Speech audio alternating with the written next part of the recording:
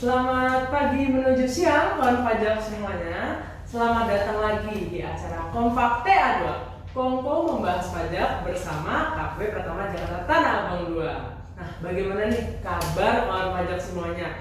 Semoga kawan pajak semua dalam keadaan sehat selalu dan bahagia. Nah, tentunya kami paham nih, mungkin kawan pajak pasti ada yang sudah kangen nih dengan kita gitu kan. Nah, kayak kita kembali lagi dengan acara Kompak TA2 yang terdiri dari Instagram Live dan podcast. Khawatir ada yang lupa ya kawan pajak ya. Mau memperkenalkan diri lagi, saya Nabila, penyuluh pajak di KPP Tanah Abang 2. Nah, yang hari ini bertugas menjadi moderator. Nah, kalau moderator pasti ada narasumbernya. Nah, kalau kawan pajak, topik yang akan kita bahas pada hari ini spesial. Karena apa? Kita akan membahas sesuatu yang baru di perpajakan Indonesia. Baru itu biasanya kan hubungan sama peraturan ya, tapi tenang aja, ini bukan peraturan. Nah, sesuatu yang baru, tapi kok bukan peraturan. Kita akan membahas sebuah perubahan besar di perpajakan Indonesia. Detail jelasnya tunggu aja, nanti akan dijelaskan oleh kalau ada moderator, narasumber akan dijelaskan oleh narasumbernya langsung. Nah, yang akan hadir juga bersama saya di sini. Nah, jadi tentunya pasti saya nggak sendirian dan kawan pajak harus stay tune sampai akhir supaya paham keseluruhan apa perubahan di perpajakan Indonesianya ini. Langsung aja kali ya kawan pajak ya, daripada saya lama ngocos gitu ya. Langsung aja kita panggil narasumbernya. Mbak Rizka, silahkan. Belum tangan. Halo. Gimana kabarnya? Oh iya, nanti kita ketemu di atas Mbak. Oke. Bagaimana kabarnya kawan pajak? Iya. Nah, jadi Mbak Rizka boleh nih memperkenalkan diri ke kawan pajak. Hai kawan pajak, perkenalkan saya Rizka Rianda Widiandara. Nah, namanya panjang ya, biar singkat aja.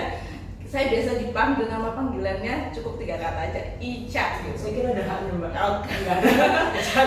Gak apa, dikasih atau enggak sama aja. Oh iya. Ica. Oh Mbak. Nah sekali ya Mbak Ica ya, kita nih kembali lagi di acara Kompak TA2 dan Mbak Ica nih menjadi narasumber nih di acara Kompak TA2 ini. Iya, tentunya saya sangat senang sekali bisa hadir di acara kita Kompak TA2 lagi.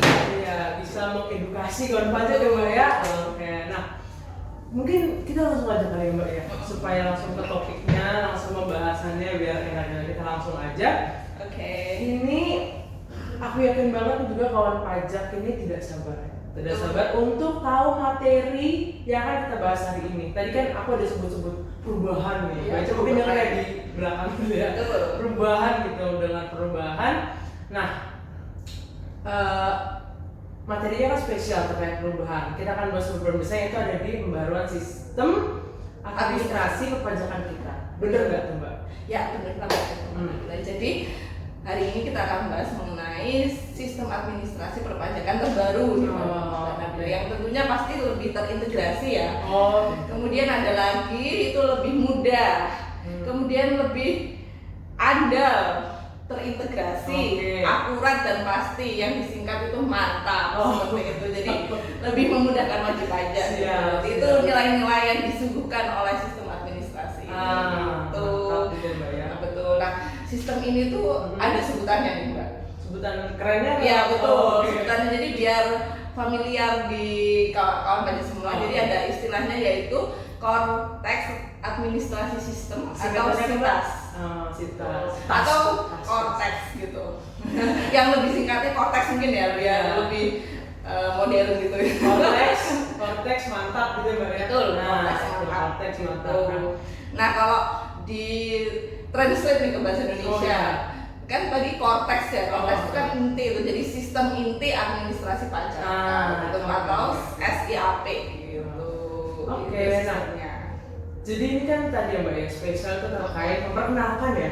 Memperkenalkan, memberikan gambaran ya, memperkenalkan dan launching. Nah, nanti launchingnya kapan? Nanti kita kasih tahu juga. Nanti kan kita bahas. Ya, ini kan memberi gambaran kepada wajib pajak terkait perubahan di sistem inti Cortex ya Mbak ya. Nah, kenapa sih ini kan harus ada perubahan ya kan? Itu boleh nih Mbak dijelasin yang melatar belakangi perubahan ini. Baik, sekarang kan kita tuh masuk era digital ya, yang dimana perubahan teknologi itu sangat cepat gitu ya. Dan tentu saja Direktorat Jenderal Pajak, institusi kita selaku institusi yang dinamis ya, pasti juga menyesuaikan diri gitu dengan kemajuan zaman. Untuk apa? Untuk meningkatkan efisiensi dan efektivitas nih Mbak, untuk sistem perpajakannya sendiri gitu. Karena dirasa sistem sekarang ini, yaitu yang kita sebut istilah SIDJP ya, itu sudah lama banget kita gunakan itu. Kalau nggak salah sudah 15 tahun. Waduh, kalau 15 tahun itu kalau anak itu udah SMP.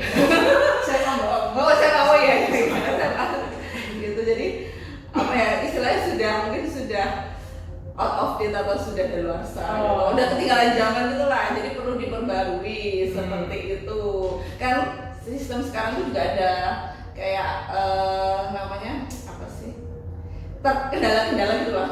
Betul. Jadi misalnya ada keterbatasan ke Mbak Nabila, misalnya pas di helpdesk nih ada yang mengajukan surat keterangan bebas, misalnya ada yang mau hibah atau waris gitu, itu pengajuannya secara manual apa sudah online nih Mbak?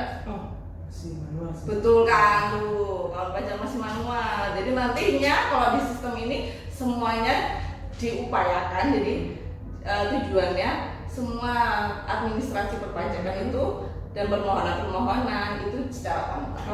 Berarti bisa dilakukan di mana saja. Di mana saja, di pantai misalnya. Betul. Di pantai bikin permohonan. Jadi sambil misalnya WFH gitu ya, WFH di tempat healing gitu bisa. Kalau misalnya tiba-tiba teringat aku belum mengajukan SKB ini atau belum mengajukan permohonan non efektif gitu, nanti bisa langsung membuka DJP online atau buka sistemnya di mana aja. Nah tadi kan Mbak disampaikan intinya sistem perpajakan saat ini mungkin ada keterbatasan ya Mbak ya, keterbatasan dan sudah lama tadi SMA ya Mbak. Udah tahu ini. Nah jadi perlu ada perubahan atau update sistem administrasi perpajakan yang terintegrasi, yang lebih efektif, efisien tersebut ya Mbak ya. Nah, di sini kan kalau melakukan perubahan ya Mbak ya, perbaikan, nah supaya juga memberi kenyamanan kepada wajib pajak, kemudahan dan kenyamanan dalam memenuhi hak dan kewajiban sebagai wajib pajak ya Mbak ya. Nah terkait perubahan sebagai baik itu kan juga selaras ya Mbak sama nilai Kementerian Mbak ya. Betul, nilai Kementerian Keuangan yang ada 5 gitu. Tapi selaras sama nilai yang mana Mbak? Nilai kesempurnaan perbaikan terus menerus ya. Nah, selain tadi kan Mbak Ica sudah menyampaikan latar belakang dari Korteks ini. Nah, disampaikan juga nih Mbak tujuan dan manfaatnya gitu. Nah, jadi kawan pajak ini yang mesti ditunggu-tunggu nih ya.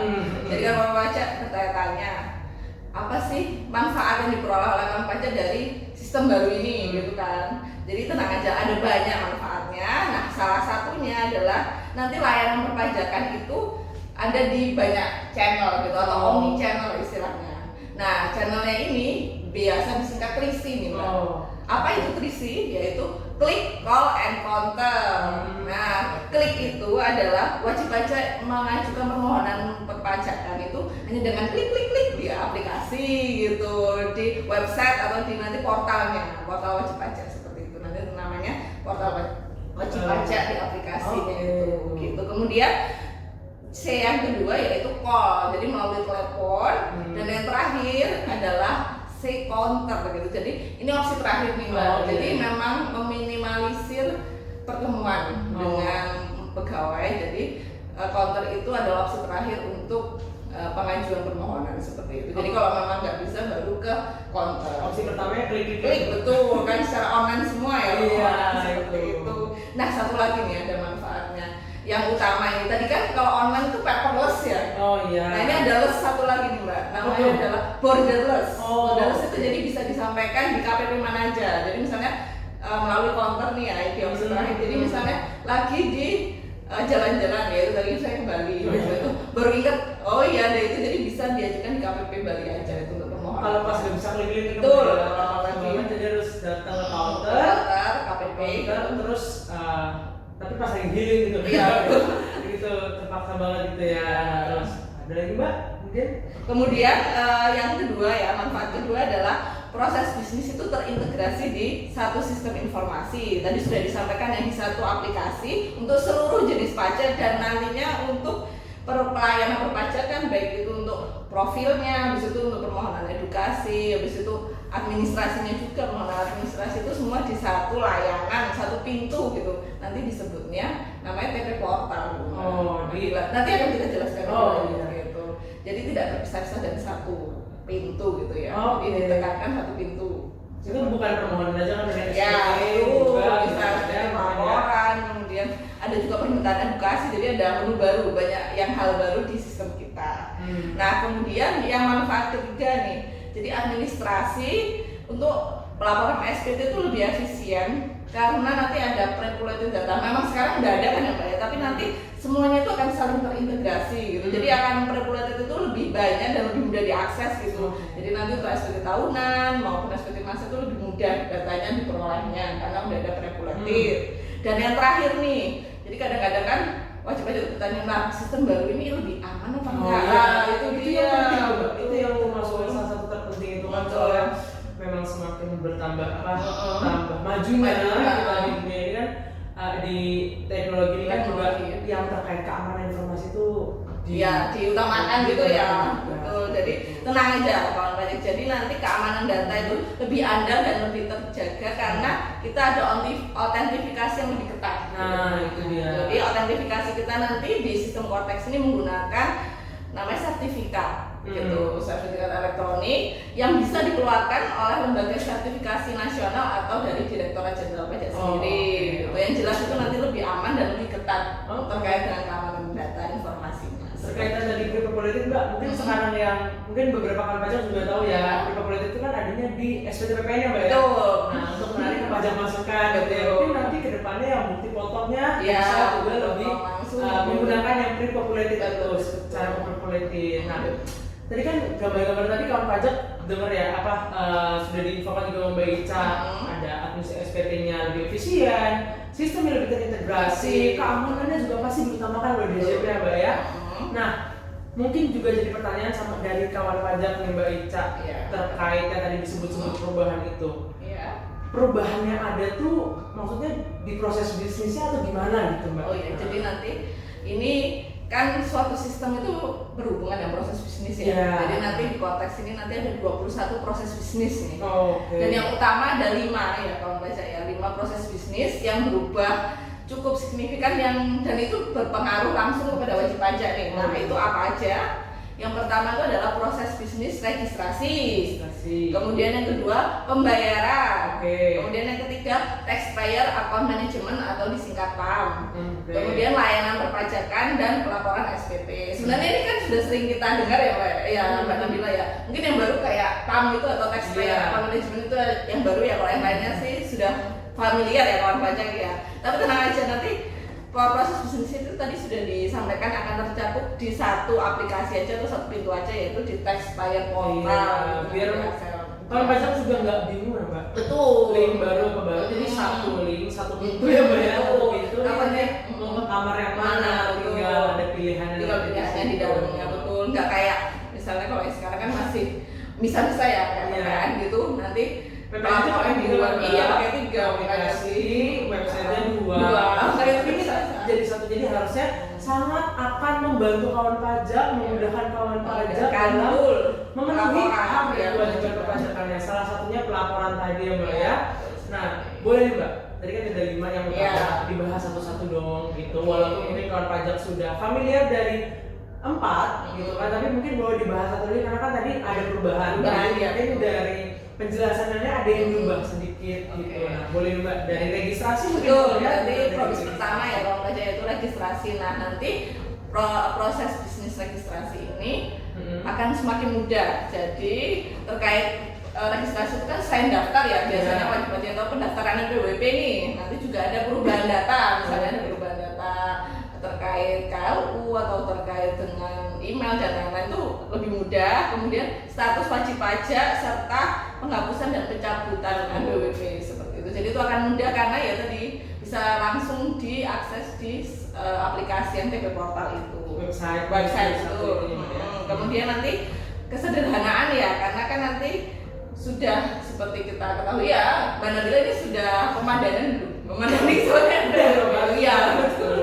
Karena banyak juga sudah ya pastinya, karena mulai 1 Juli kita kan sudah terintegrasi antara NIK dan NPWP. Jadi nanti karena sudah terintegrasi, jadinya data itu nanti sumbernya di satu aja kita. Jadi memudahkan, jadi data dari Dukcapil saja. Itu seperti itu untuk administrasi. Dan kemudian kalau yang badan ya itu untuk orang pribadi, dan kalau yang badan itu nanti kan otomatis juga menjadi 16 digit ya kesalahan, dan nanti yang cabang istilahnya nanti menjadi NITU gitu, atau nomor induk tempat kedudukan usaha gitu. Jadi bukan NPWP cabang lagi, tapi sebutannya NITU, betul. Dan cabang ini kalau dulu itu kan administrasinya itu ya kalau ada kewajiban dilakukan cabang berarti cabang, tapi kalau sekarang nanti dipusatkan gitu. Jadi nanti satu NPWP untuk administrasi perpajakan seperti itu, di satu entitas aja gitu.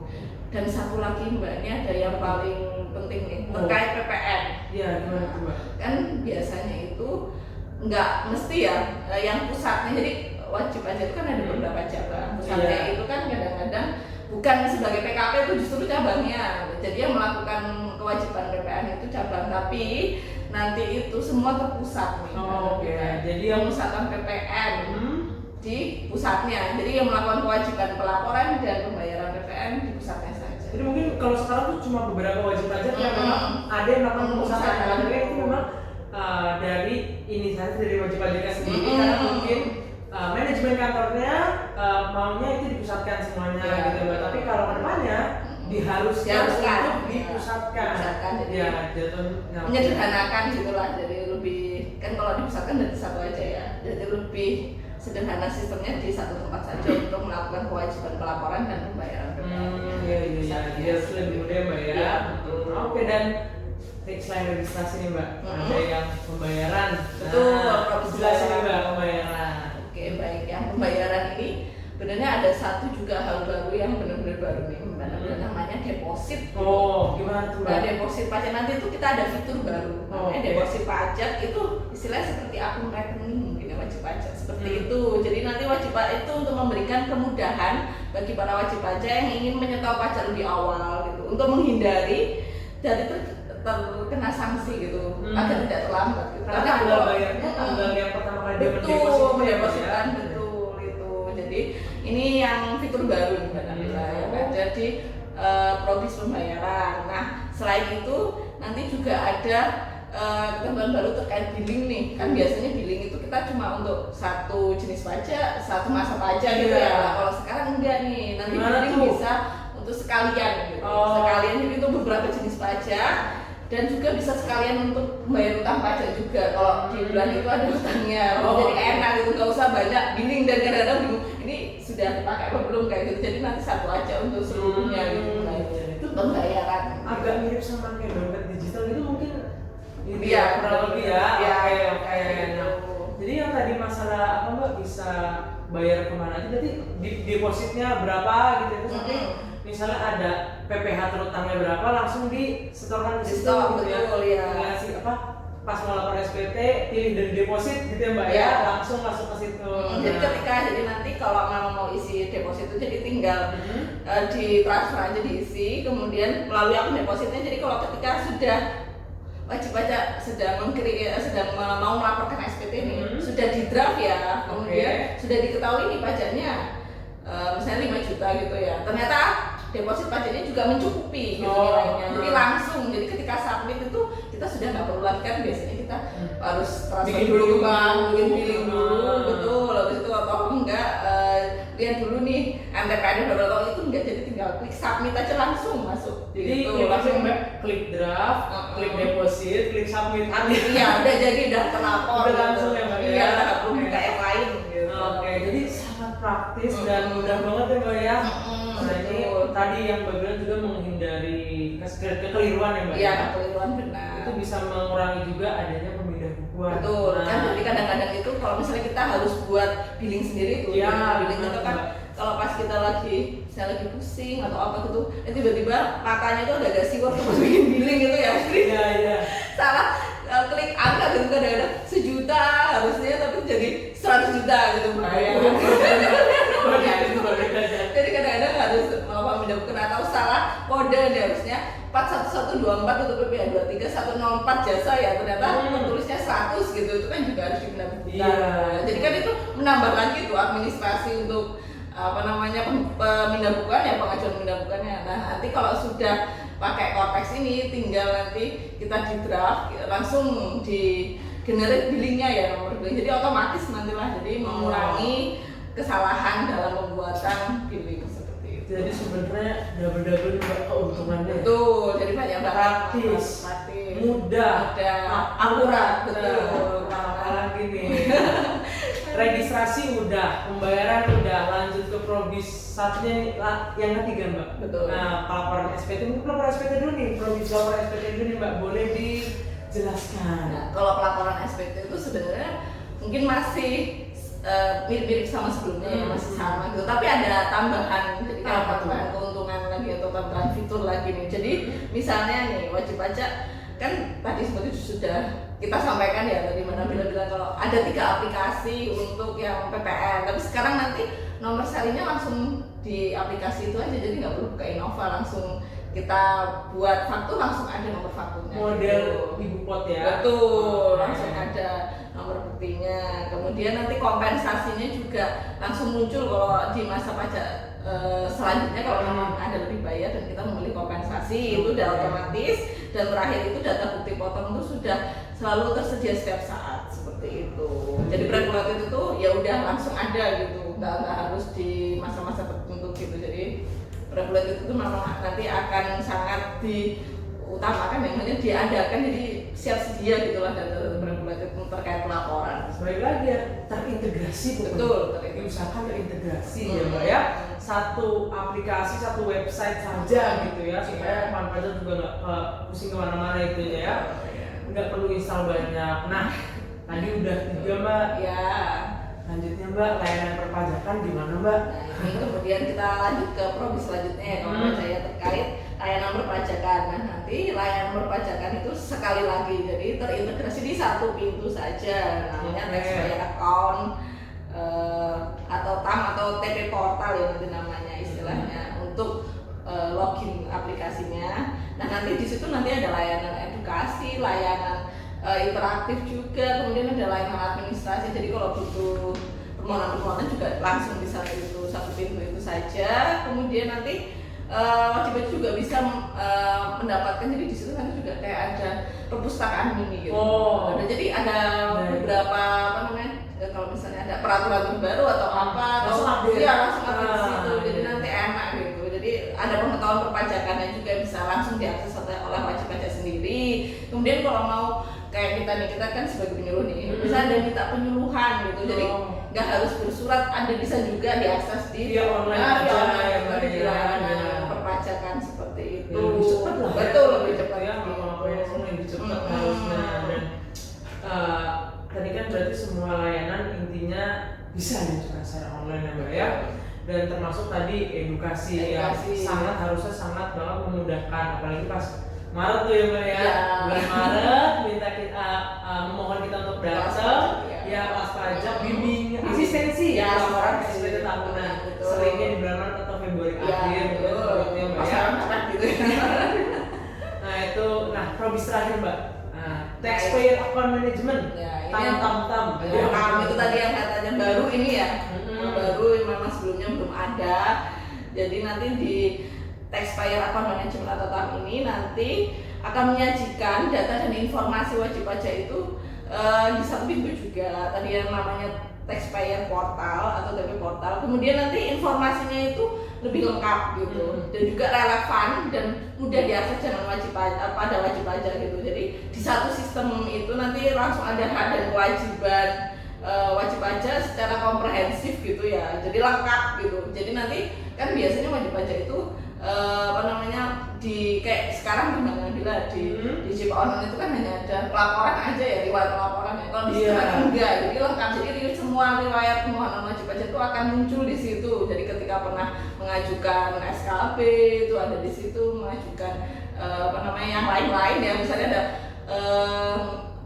pengembalian pendahuluan nanti juga ada semua di situ. Jadi lengkap gitu ya. Kalau yang khusus untuk terkait uang, terkait pembalian gitu ya. Nanti ada namanya itu buku besar gitu. Nanti ada catatan transaksi, hak dan kewajiban perpajakan yang disajikan dalam bentuk seperti debit dan kredit, jadi seperti buku rekening gitu. Jadi ketika wajib pajak tadi kan mau membayar SPT misalnya kan tadi yang 5 juta itu ya misalnya misalnya kita catat ya tadi 5 juta, jadi nanti di situ ada recordnya tuh.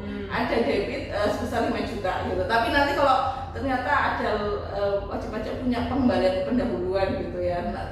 Habis itu ada 10 juta di situ, nanti dimasukkannya di akun dulu, di buku besar dulu, di akun depositnya. Jadi nanti di buku besar itu ada tambahan 10 juta di kredit. Jadi di situ ada riwayatnya pembayaran macam-macam itu. Seperti itu.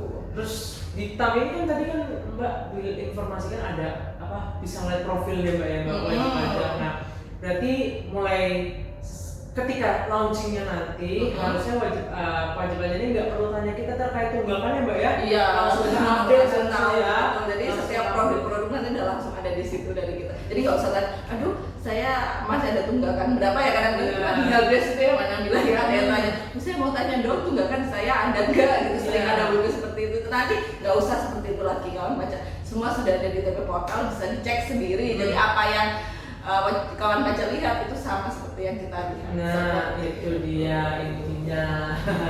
Nah, mungkin tadi kan dijelasin nih Mbak, 5 probis utama. Sampai yang paling terbaru nih, itu ya Mbak ya. Nah, kapan nih launchingnya nih Mbak? Sistem koordinat rencananya akan diimplementasikan kapan gitu Mbak? Nah, ini nih memang udah ditunggu-tunggu ya. Nah, tapi kalau sesuai dengan timeline-nya ya, kalau nggak ada perubahan kebijakan ini rencananya sih di mulai Juli ya Mbak ya, tengah tahun Juli 2024 ini gitu, mulai 1 Juli. Tapi ya kalau ada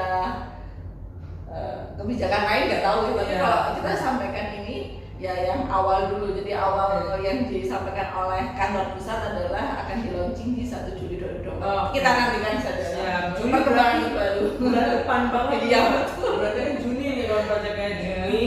Berarti Juli itu bulan depannya Mbak nih. Wah, pasti kawan pajak tuh udah nggak sabar banget ya Mbak ya. Iya. Untuk menyaksikan perubahan yang besar di sistem administrasi perpajakan kita.